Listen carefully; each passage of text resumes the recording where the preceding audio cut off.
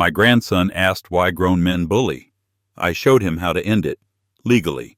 He was sitting on my workbench stool with a pencil stuck behind one ear, watching me sort screws into coffee cans labeled with black marker. Saturday light ran down the driveway like water.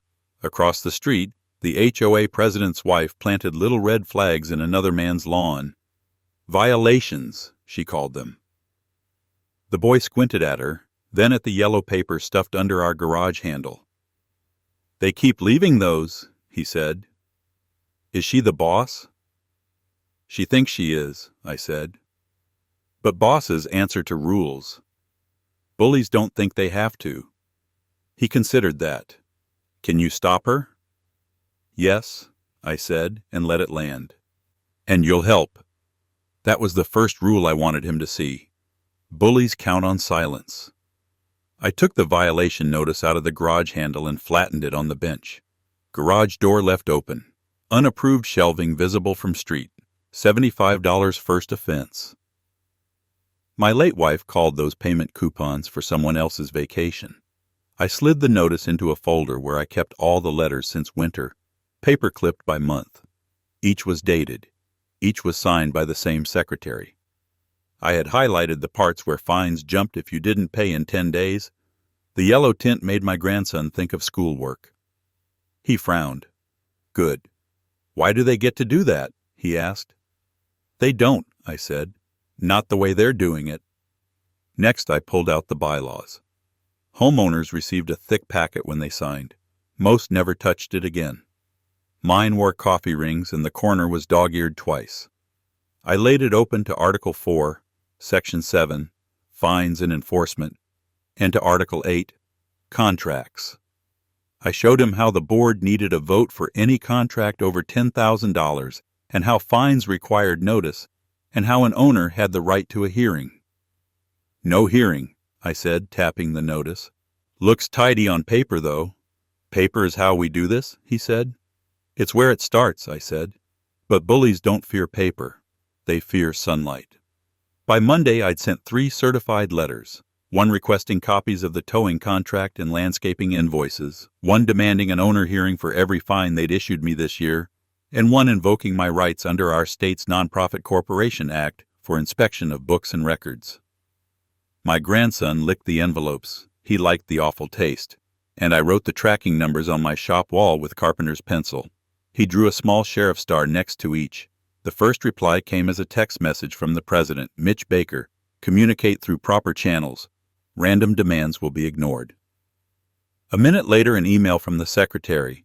"Records request received. Please allow us 90 days. I printed both and clipped them next to the notices. 90 days was not what the statute allowed. I wrote that on a Post-it and stuck it under the secretary's email. "You have 5. I didn't say any of this to Mitch. I wanted him relaxed. Meanwhile, I began walking and taking pictures. I showed my grandson how to angle a cell phone so the lens caught license plates, company logos, and faces without sticking out. We weren't hiding. We were documenting. Tow trucks came and went in the early morning, drifting through like sharks. A silver one with a dented bumper hooked a neighbor's Ford when his tire touched grass. I followed it to a storage yard by the highway, where a red sign announced cash only. The kid wrote in a notebook, putting down times and truck numbers, and asked me why I took pictures of the sign. "Because cash leaves no footprints," I said. When the 5 days ran, I sent a second letter. In every one, I quoted our statute word for word, and I underlined the part about inspection rights for members, respectful tone, firm language, and always another clock started. I want you to think I'm patient while I'm getting faster. That's another rule. The secretary called me the next morning. "Why are you harassing us?" she said. She sounded tired. I pictured her kitchen, refrigerator magnets, a half-curled calendar. Volunteers are the fig leaves of petty tyrants. "We're doing our best." "Your best includes the towing contract," I said. "I'll be at the clubhouse Thursday, 9 o'clock. Bring it and the landscaping invoices. I don't need originals yet. Copies will do." We need to check with legal counsel. Do, I said, and read her the clause she had never noticed. I'm permitted to inspect and copy at a reasonable time and place. 10 days is the outside. Thursday is day 9. She was quiet. Volunteers break first because the bully behind them keeps his hands clean. Fine, she said. 9. I brought my grandson. He wore his baseball cap backward and carried a small spiral notebook. You're my witness, I told him. You write down what you see and what time you saw it. He grinned. In the clubhouse, the secretary had stacked 5 slim folders on the table, thin enough to be an insult, thick enough that she could say she complied. I set my phone in front of us. Just a heads up, I said, pressing the record button. Our state is one-party consent. That party is me. It's legal. It feels threatening, she said. I prefer it felt careful, I said. We paged through invoices. Landscaping hours tallied in a neat second-grade hand. Same number of hours every week, regardless of weather, holidays, and once, when the lawns were under snow. Interesting, I murmured. The grass grows under snow now. Tow contract. Tow Pro Services, LLC. Common as dirt, but the mailing address was a P.O. box downtown. I told my grandson to look up the LLC on the state website from my phone. He typed while I held the yellow contract in the light.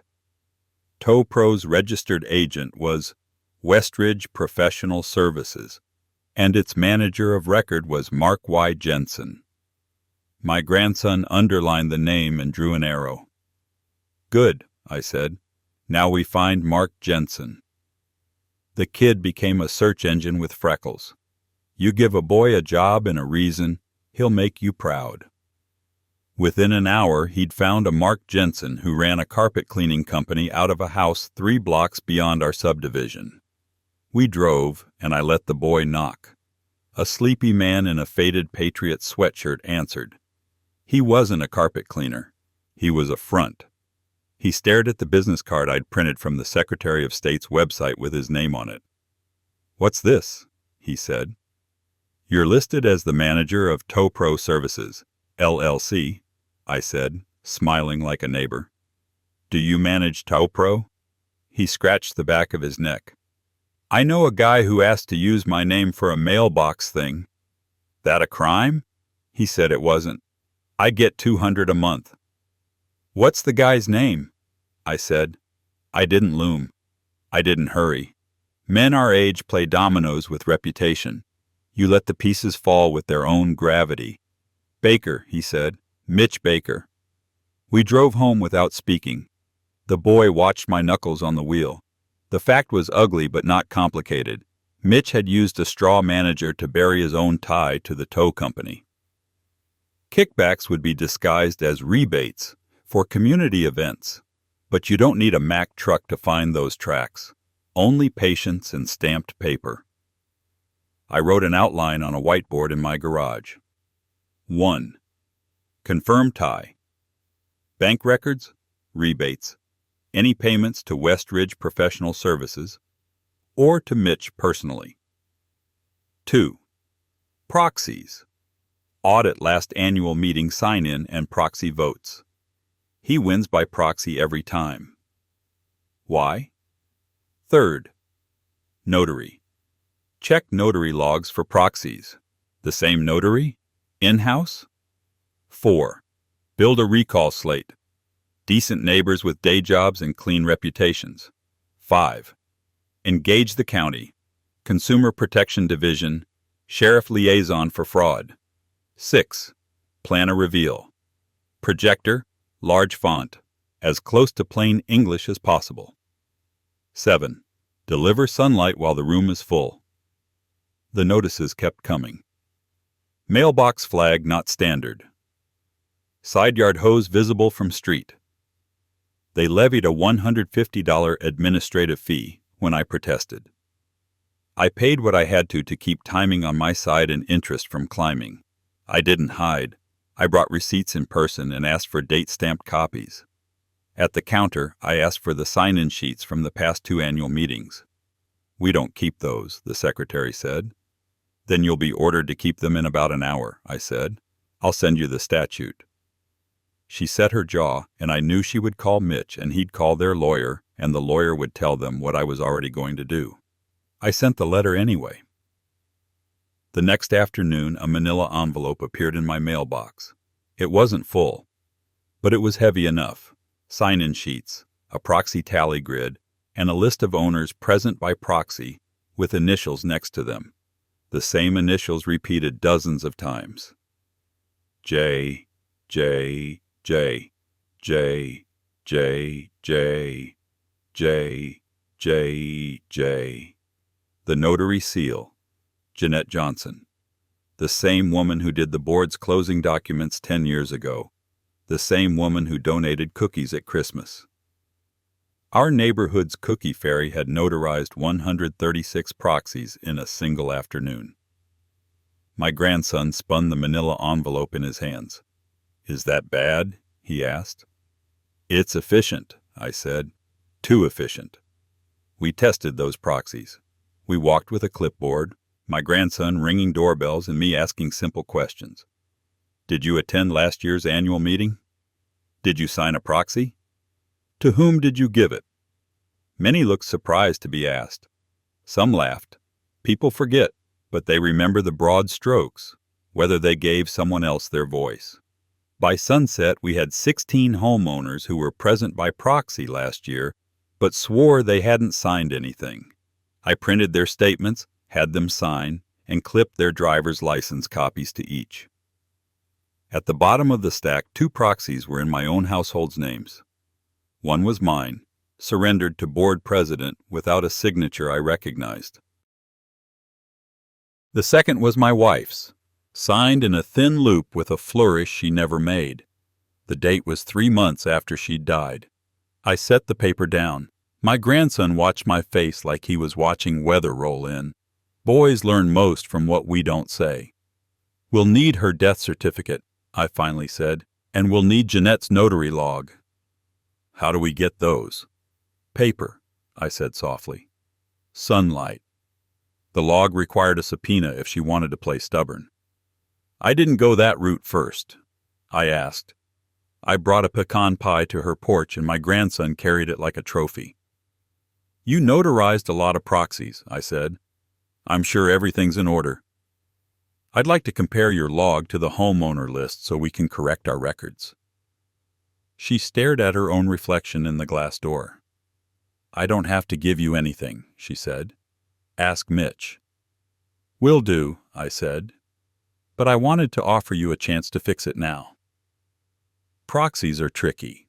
People sign what they don't read. Tough to be the person in the middle. She didn't blink. 2 days later, I was at the county building filing an affidavit with Consumer Protection and a complaint with the clerk about notary misconduct.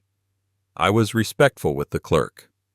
I was direct with the investigator I got on the phone.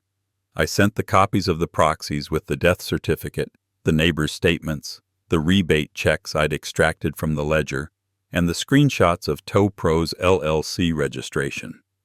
I included a letter that told the story in 2 paragraphs, no adjectives. I handed the same packet to a detective in the sheriff's office whose wife I'd helped move a dresser last year. Favors are bridges. He wrote his cell on the top page. In our garage, the plan crystallized. My grandson and I replaced the bad light above the workbench with a long LED strip. We hung a white sheet from a PVC frame for a projector screen. He learned to move slides forward and backward. He liked the clicker. "Let me guess," he said. "We do a magic show." "Better," I said. "We do math. And we do the kind of reading everybody pretends they're too busy for." I canvassed the neighborhood like a candidate, except I wasn't asking for a job. I was asking for a quorum. We needed 51% of owners in the room, or represented by properly executed proxy, to recall the board and stop the bleeding. I recruited a slate of people who didn't want power: a school coach, a nurse on the night shift, a CPA who hated meetings, and a woman who ran a daycare out of her home. The condition was the same for all. 2-year term, no sweetheart deals, every contract above $5,000 posted online, open bid process with 3 quotes minimum, committee for fines to separate enforcement from revenue. Everyone nodded like I'd read their minds. "What if they move the meeting to shut you down?" the CPA asked. "They can try," I said. "But you can't change notice and location inside the notice period without violating your own rules. If they violate the rules, they make the investigator's job easy." I showed her the letter I'd already sent to the board and to the membership, announcing our intention to nominate from the floor a recall slate under Article 3 of the bylaws with attached signatures from 20 owners calling for a special agenda item. It's harder to ignore a crowd. It's even harder when the crowd brings their own agenda. The week before the meeting, an orange tow sticker appeared on my driveway. My grandson held it in 2 hands like it might bite. "They can tow from your driveway?" "They can pretend," I said. I found the camera on my porch and replaced the SD card. I printed the part of the statute that forbids towing from private driveways absent an emergency and taped it next to their sticker. I installed a dash cam in my wife's old truck and parked it at the curb, half as bait and half as principle. The next morning at 5:40 a.m., the silver tow pro slowly rolled down the street and stopped in front of the truck. The driver got out, looked around like a house cat at an open door, and took pictures. He reached for the hook. My grandson was already on the porch with the handheld radio we used at ball games. "You said to wake you if it was before 6, he said. I nodded. He clicked send on a text I'd saved as a draft to the detective. The words, "Tow pro attempting unlawful tow at 113 Oak Ridge, dash cam engaged, statute posted," and then we simply stood where the camera could see us, not speaking. The driver squinted and took his hand off the hook. He looked up the street at a black SUV idling by the stop sign. The SUV rolled away. The tow truck rolled away. We watched it go. "See?" I told the boy. "Bullies only like to work when you sleep." 2 days before the annual meeting, Jeanette the notary resigned from the board in a terse email copied to the subdivision. She wished us peace and unity. That meant the investigator had called her. The president replied to thank her for her service and announced that our annual meeting, scheduled for Thursday at 7, would now be at a different location due to construction at the clubhouse. He chose a church hall on the far side of town, limited to 80 people by fire code. I sent a letter to the investigator and to the board citing the notice requirement and the obligation to provide adequate space. I rented, on my own dime, the high school auditorium for the same night and time. I sent a notice to the entire membership stating the location change was improper and that the meeting would proceed as noticed in the clubhouse. In any event, a quorum of members would gather at the auditorium to conduct business under the bylaws if the board attempted to mislead the membership. The auditorium had 300 seats, good lighting, and a projector we could plug into. On Thursday morning, I saw a crew at the clubhouse hanging a wet paint sign on a door that hadn't been touched in 2 years. That afternoon, the detective texted, "Investigator coming. Keep it calm. We'll be in the back." Calm was the plan. Calm is not passive. Calm is a sledgehammer wrapped in velvet. At 6:45 p.m., my grandson stood by the auditorium doors with a roll of blue painter's tape and a stack of Sharpies. He helped people write their names on lapel tags and counted. 247, he whispered when he shut the door the first time. More in the hall. We set up a check-in table with printed owner lists alphabetized. The CPA verified IDs, the coach collected proxies, and the daycare owner answered questions with a voice that could move a herd. I watched the room fill. A crowd does 3 things to the truth. It warms it, it trusts it, and it obeys it. But the truth has to show up ready. I opened the meeting at 7 with a copy of the agenda we'd mailed and posted, mirroring the original notice. As per the bylaws, members present and by proxy will elect a meeting chair, I said. I named myself. I had a second and a majority of hands before I finished the sentence. Halfway through the roll call, Mitch walked in with 3 men I didn't know and a box of binders under his arm. He wore a navy blazer he didn't own in the winter. He looked at the crowd and something in him flickered. He did not take the stage. He walked to the side aisle and stood watching. A man with a camera stood behind him, filming without a blink. I nodded to the detective near the exit. He nodded back like a fisherman acknowledging another boat. "First item," I said, "approval of last year's minutes." We moved, seconded, voted, done. Second item, treasurer's report. I asked if the treasurer was present. A thin hand waved from the back, nervous. "You're recognized," I said. She rose, voice shaky, and read a balance that included a $38,000 line called Community Enhancement Fund. The treasurer wasn't a bully. She was a neighbor who tried to reconcile numbers after picking up kids from school. "What exactly is the Community Enhancement Fund?" I asked, gentle as you can be on a public stage. "Event fees, donations," she said. "Vendor rebates." "Which vendors?" I said. "Landscaping. Towing. Who negotiates the rebates?" I asked. "The president," she said. "I think." I didn't look at Mitch. I turned to the crowd like I was switching from tape measure to hammer. We'll circle back to that after a brief presentation. My grandson dimmed the lights. The first slide read, "How your board makes money when you break the rules." The second listed every fine the HOA had levied in the past 18 months, anonymized but with amounts and dates, bar charted by month. The third overlaid those months with tow activity we'd recorded from the storage yard. Lines move hearts more than columns of numbers. Familiar shapes tell a story. The upticks in tow volume matched upticks in the fund. I kept my sentences short. I avoided adjectives. I let the room smoke. Slide 4. Tow Pro Services, LLC. Registration. Westridge as agent. Mark Jensen as manager. A check image from the HOA book labeled Community Enhancement payable to Westridge for $3,800 in March and $4,200 in April. Flat 10% of tow fees based on our tally, rounded if you allowed for a little grease. The memo line read rebate. "Where does Westridge send the money?" I asked. I clicked. A bank statement from Westridge, "Thank you, subpoena," showed a transfer the same day to an account ending in 0213. The name redacted in the copy we had received, but I already had the answer. I clicked again. On the screen, a blown-up image of a deposit slip from 6 months earlier, same account. Name printed in the top left. Mitchell A. Baker. I didn't turn. I looked at the treasurer. "Did you know rebates went to a shell company and then to the president's personal account?" She didn't answer. She didn't need to.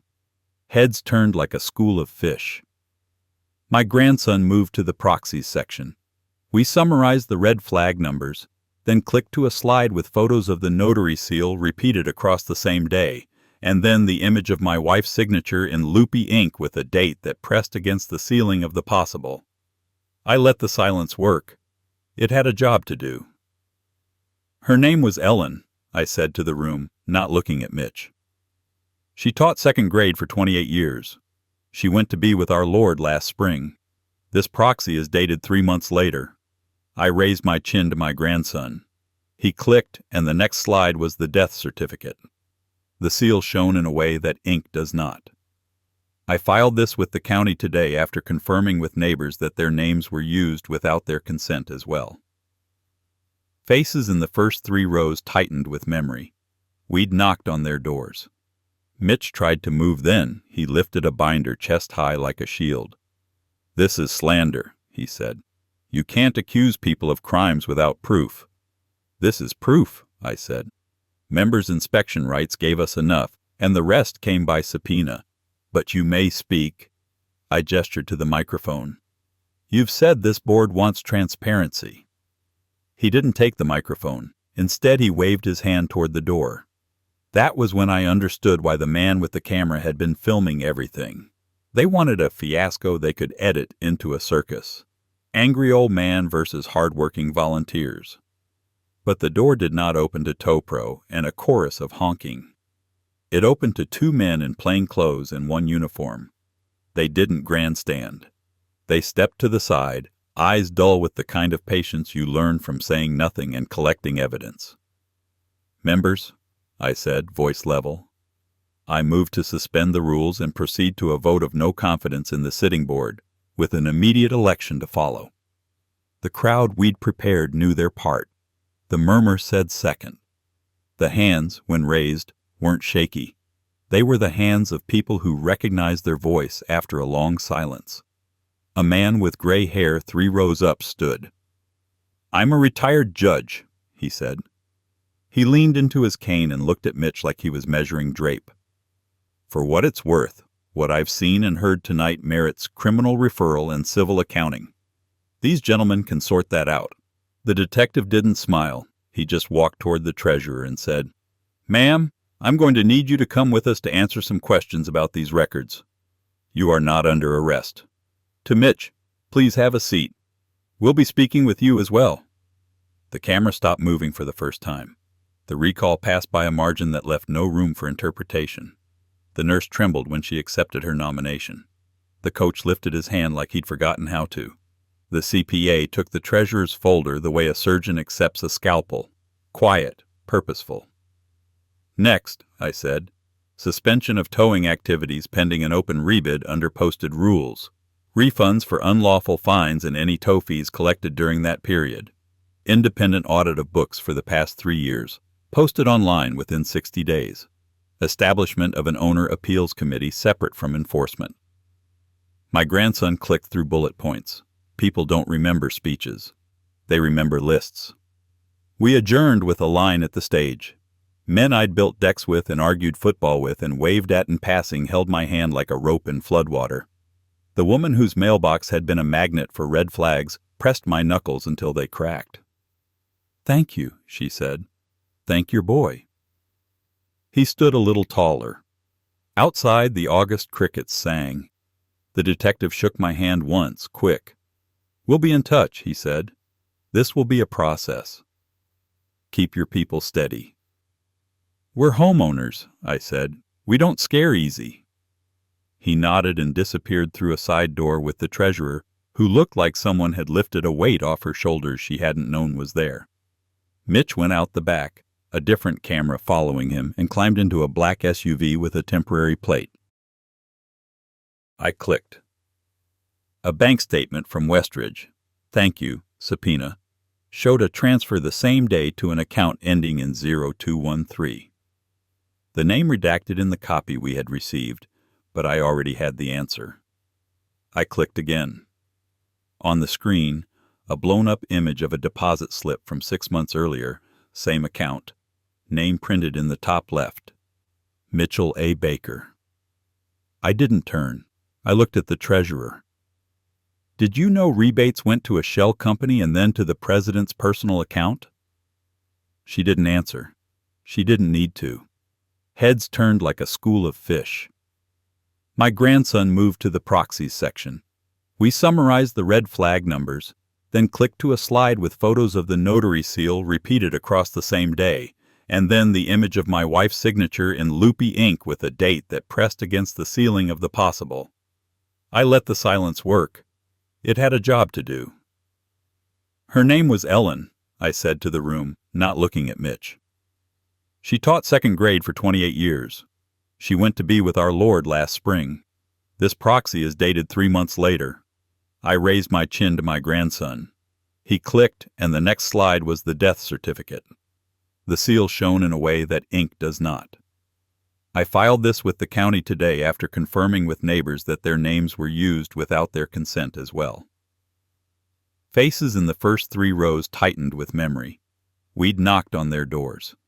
Mitch tried to move then. He lifted a binder chest high like a shield. "This is slander," he said.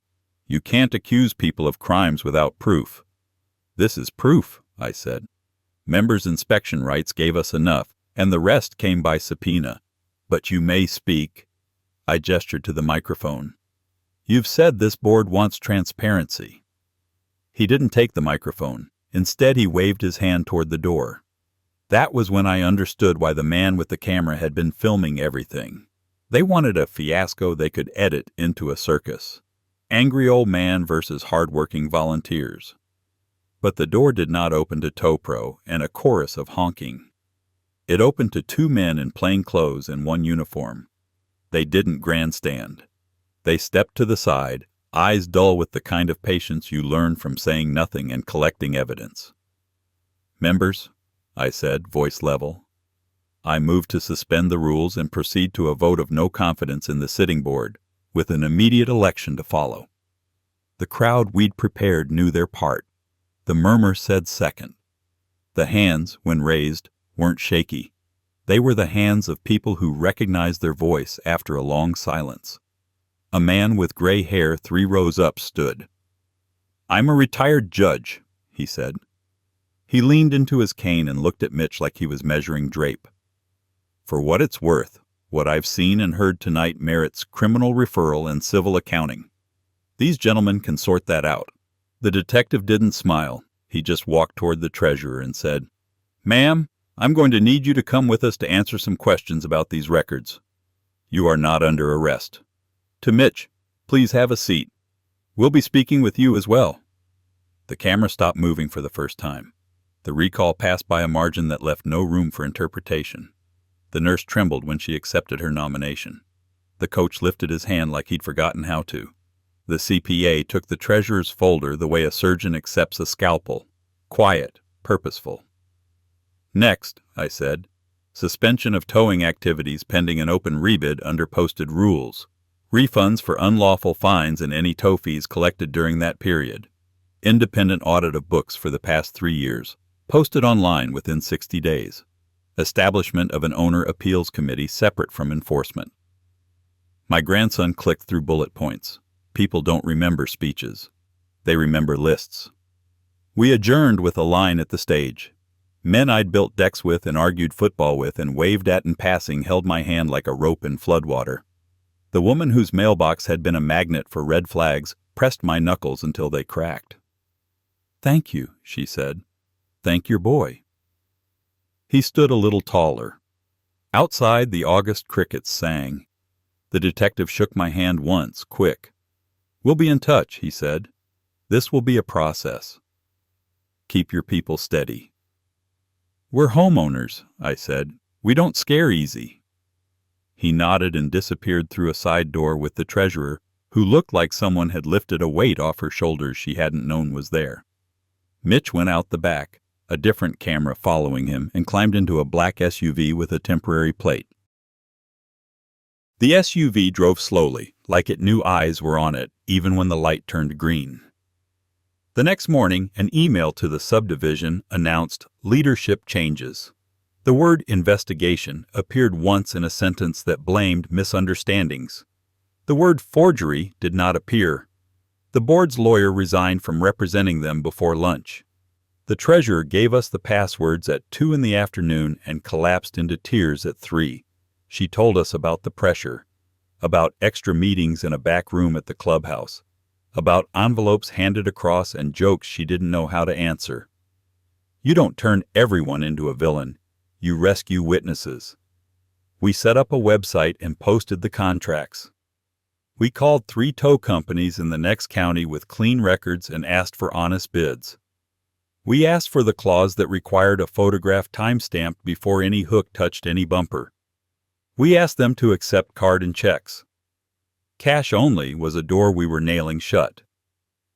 The landscaping went out for bid. The owner who'd run a small nursery before he retired smiled when we told him he'd be in the running. He had ideas about native grasses that didn't need cutting every 7 days. The money we'd save would pay for replacing the cracked swings at the park by winter. I brought my grandson to the new board's first work session. We met on a Tuesday night at folding tables in the clubhouse, under the same fluorescent bulbs that had lit the long boredom of other meetings for years. It didn't feel like boredom now. It felt like work, good work that had edges. We gave the audit firm a list of questions they didn't need to ask because they'd already planned to, and then we gave them the death certificate and watched the man with the quiet eyes at the end of the table write in neat letters, "Proxy fraud." We gave the sheriff's office a little more time. One case turns into 5 when the air changes in a room. And it had. At home, I took the folder of fines off my bench and set it next to a plain envelope addressed to our HOA. Inside were 8 checks for fines I'd paid under protest. I circled the dates and the amounts. The new treasurer handed me a refund 2 weeks later at the counter with both hands like she was giving me back more than money. Maybe she was. "Why did they do it?" my grandson asked the next time we sorted screws. "Because they could," I said. "Because everybody was busy." I let that rest. And because a little power is worse for a certain kind of man than a lot. A lot of power comes with attention. A little feels secret. Why didn't people stop them earlier? "They were waiting for someone to stand up first," I said. "It's easier to stand up when you see a reason and a way." We gave them both. He put the lid on the coffee can marked 3-inch deck screws like he was sealing a promise. He wanted blood and thunder at first. A boy always does. But after the meeting, he realized what I was after. Laws don't crackle. They hold. The audit took 6 weeks and read like a ledger of small thefts. Round numbers flagged themselves. Rebates matched violations like ducklings lining up behind a mother. An estimate, community party balloons, never happened. A receipt for a district summit at a resort had one name on it, Mitch. The report recommended referral to the district attorney. The judge from the 3rd row smiled a private smile when he saw the summary, the kind of smile men of a certain age make when the river takes the old tree that had been leaning too long. The day the sheriff's office put cuffs on Mitch was not a spectacle. It was 8:20 a.m., and a patrol car turned up his street with no lights and no siren. The detective walked to the door. The door opened, and Mitch stepped out in a white polo shirt and brown loafers. He put his wrists out like they were stiff with arthritis. Someone across the street mowed their lawn without stopping. The sun lit the edges of everything like a slow fire. By afternoon, the subdivision had a gossip hurricane that could have powered a county fair. I ignored it. My grandson and I went to the park with a post-hole digger and 2 bags of Quikrete sand mix. We set a bench we'd built from cedar, rescued from a deck I'd torn down years ago. We placed a small brass plaque in the center that said, simply, "Ellen sat here in the evening." The nurse-turned-board member clapped her hands once when she read it. The coach asked me what kind of varnish we'd used and shrugged when I said nothing fancy. The CPA ran her hand along the grain and said the wood felt kind. On Sunday afternoon, the school auditorium hosted something we hadn't planned, a town hall without microphones, just neighbors asking questions and the new board answering. I sat in the back with my grandson. He shifted in his chair, tired for the first time since this began. Tired and satisfied. It's a good tired. The kind you get the day after a long job when the nails are straight and the boards are true and you put the hammer down where it belongs. "Think they'll do it again?" he asked. "Someone will," I said, "not them. But somewhere down the line, a man with a small place will try to turn it into a throne.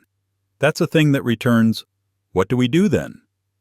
"We build what we did here into the plans," I said. "Sunlight on the books. Votes that are counted where people can see them. Respect separate from money. You make it normal to watch. Then when someone tries to say, 'Trust me,' you can say, 'We do, because we can see.'" He nodded like a craftsman after checking a level. "I like seeing," he said. "Me too." The night before the sheriff took Mitch, I had opened the garage and sat on the bench with the lights off. The truck my wife loved was parked near the curb, and I could see the dashcam's little red dot breathing like a heart. The street we lived on was quiet except for a boy in the distance riding a bicycle with a baseball card clipped to the spokes, popping like a small engine. A tow truck eased up the hill and slowed in front of the house. It idled for a long minute. Then, Like a man changing his mind in public, it pulled away. Weeks later, after the district attorney announced charges, people waved at me more. They spoke in the grocery store without looking over their shoulders. I wasn't a hero. I was a neighbor with time and a grudge that knew the law better than the bully did. The news trucks came once. The producers wanted anger. I gave them processes and felt them deflate. They wanted a punch. I gave them a motion to suspend the rules and a roll call vote. The story didn't air. At the holiday potluck, I carried in a ham like a prize fish. My grandson wore a tie because the nurse on the board had told him he looked like a young gentleman when he did. The treasurer, no, our CPA now, elected clean, stopped me at the door with a clipboard. "We're trying something new," she said. "Sign-in sheets and proxy counts posted at the door when the meeting starts." She pointed to a corkboard where the sheets were pinned with thumbtacks. 2 other men were counting and whispering, looking like they were enjoying being exact. The judge put his hand on my shoulder. "You did a good thing," he said. "The law needs citizens more than it needs lawyers." I never liked compliments because they end the conversation. I pointed at my grandson. "He did," I said. "I just drove." After dessert, the coach dragged a projector out again for the last time that year. He wasn't going to show numbers.